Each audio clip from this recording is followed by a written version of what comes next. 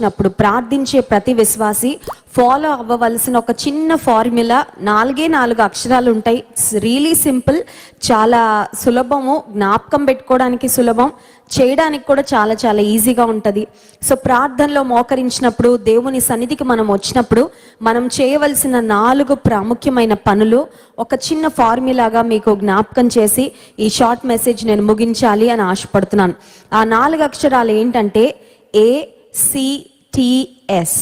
ACTS acts అంటే చదవాలంటే కలిపి యాక్ట్స్.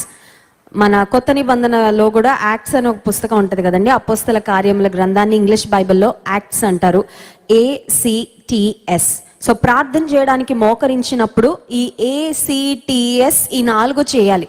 ఏ అంటే ఏంటి, ఏ దేనికి గుర్తుగా ఉంది అని ఆలోచన చేస్తే A is for adoration. Adoration అంటే దేవుని స్తుతించటంతో, గణపరచటంతో